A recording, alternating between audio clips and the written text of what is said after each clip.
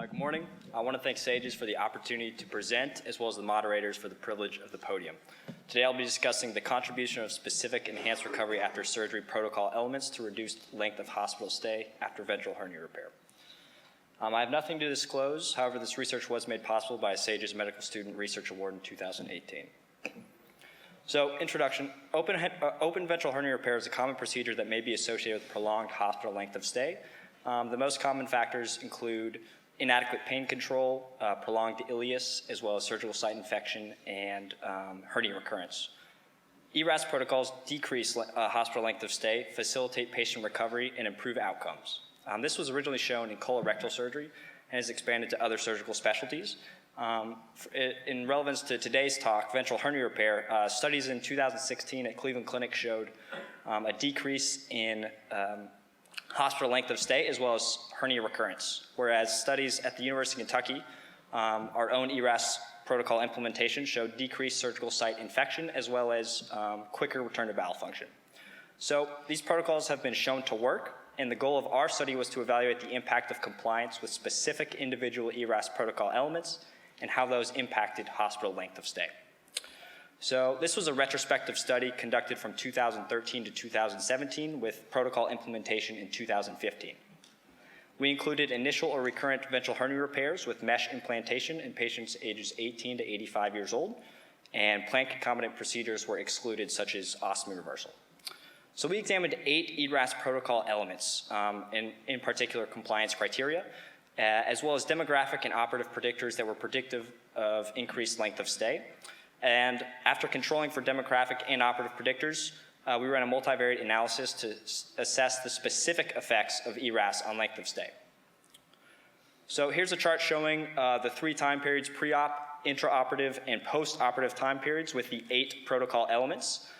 We looked at risk counseling stratification, so patients were encouraged to get a BMI less than 40, as well as stop smoking, VTE prophylaxis, preoperative hydration, as well as acceleration of intestinal recovery. At UK, we use Entereg or alvimipam, and patients received 1 preoperative dose as well as 2 postoperative doses.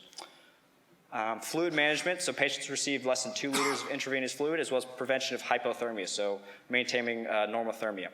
And postoperatively, multimodal pain management with no scheduled narcotics and greater than 2 multimodal therapies, including NSAIDs, acetaminophen, gabapentin, et cetera, as well as early mobilization, so getting patients up and out of bed to ambulate post-op day 1. So results. We looked at 234 patients, 109 of which were ERAS and 125 of which were pre-ERAS or controls, with a mean average length of stay of 4.8 days. The 95% confidence interval 4.5 to 5.1 days. Implementation of an ERAS protocol resulted in a 15% reduction in hospital length of stay, or a 0.7-day decrease. As you can see here. The clinical predictors that we found to be predictive of increased length of stay were previous infected mesh and preoperative open wound.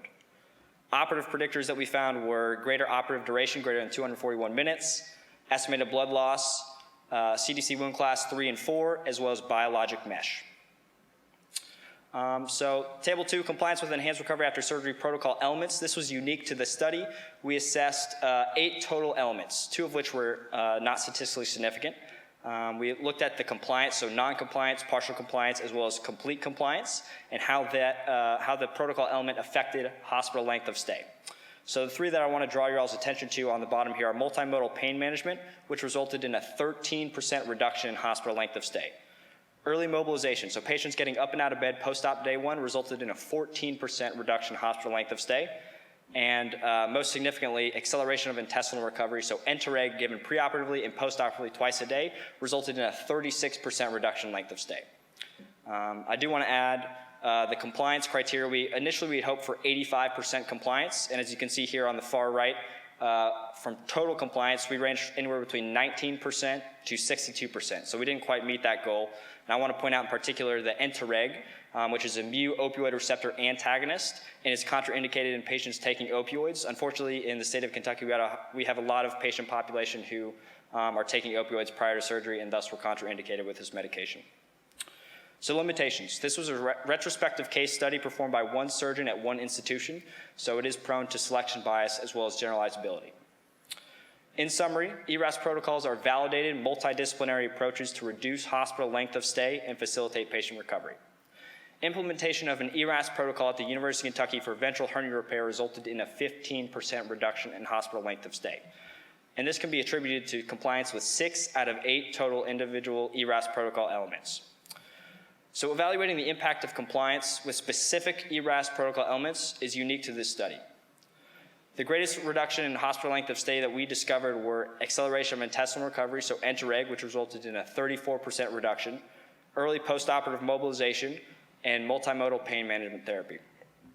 So future directions, one of the most glaring that we need to address is compliance. We originally hoped for compliance with 85 to 90% of the criteria, and we reached max 62%. So that's one thing that we're addressing, as well as comparing this data with data that we're done simultaneously in a cost-benefit analysis to further determine which ERAS protocol elements not only help save the hospital costs, as well as improve patient recovery. Here are my references. Thank you all very much. I'm happy to take any questions that you have.